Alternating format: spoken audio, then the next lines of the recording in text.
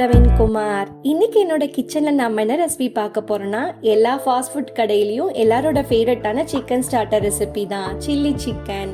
இதை எப்படி சிம்பிளாக பண்ணலாம் பார்க்கலாம் வாங்க. ஒரு பவுலில் 1/4 கிலோ சிக்கன் எடுத்திருக்கேன், போன்லெஸ் சிக்கன். இதுக்கு தேவையான அளவு உப்பு ஆட் பண்ணிக்கலாம். இது கூட 1 டீஸ்பூன் மிளகாய் தூள் ஆட் பண்ணிக்கலாம்.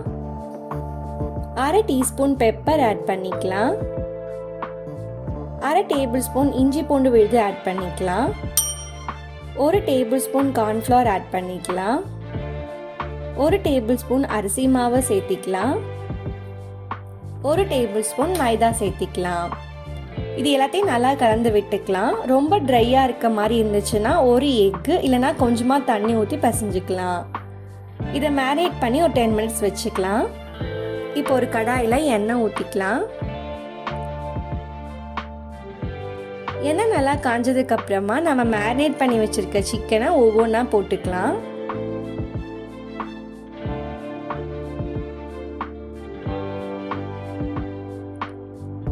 ஸ்டவ்வை லோ ஃப்ளேமில் வச்சுக்கலாம். ஒரு 5 மினிட்ஸ் கழிச்சு திருப்பி போடலாம். திருப்பி போட்டு ஒரு 3 மினிட்ஸ் வேக விடலாம். சிக்கன் நல்லா வெந்துருச்சு. இப்போ நம்ம எடுத்து ஒரு பிளேட்டுக்கு ட்ரான்ஸ்ஃபர் பண்ணிக்கலாம்.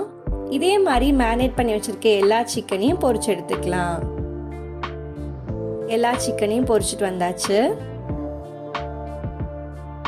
இப்போ சில்லி சிக்கன் பண்ணுறதுக்கு ஒரு பேனில் எண்ணெய் சேர்த்திக்கலாம். பொடி பொடியாக கட் பண்ணி வச்சுருக்க பூண்டு 2 டேபிள் ஸ்பூன் சேர்த்திக்கலாம். ஸ்டவ்வை நம்ம நல்லா ஹை ஃப்ளேமில் வச்சு நல்லா வதக்கிக்கலாம். பூண்டு இந்த மாதிரி வதங்கினதும் கியூப் ஷேப்பில் கட் பண்ணி வச்சுருக்க ஒரு பெரிய வெங்காயத்தை ஆட் பண்ணிக்கலாம். வெங்காயத்தையும் நல்லா வதக்கிக்கலாம்.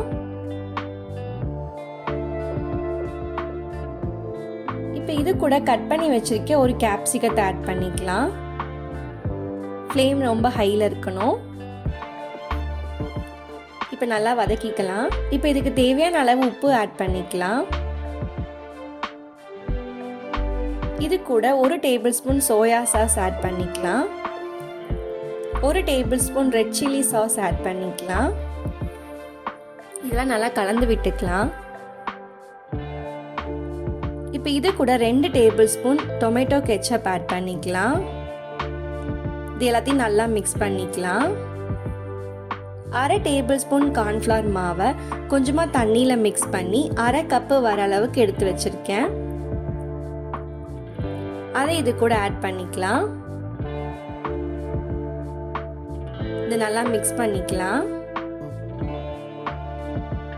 இப்போ இது கொஞ்சம் கிரேவியாக வரதுக்காக கொஞ்சமாக தண்ணி ஆட் பண்ணி நல்லா கலந்து விட்டுக்கலாம்.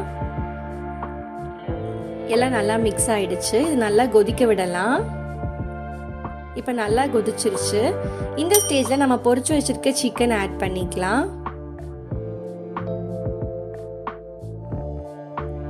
சிக்கன் ஆட் பண்ணி நல்லா கலந்து விட்டுக்கலாம். நல்லா கலந்தாச்சு. சாஸோட சிக்கன் நல்லா மிக்ஸ் ஆயிடுச்சு. இப்போ இந்த ஸ்டேஜில் ஸ்டவ் ஆஃப் பண்ணிட்டு கொத்தமல்லி இலை தூவி இறக்கிக்கலாம்.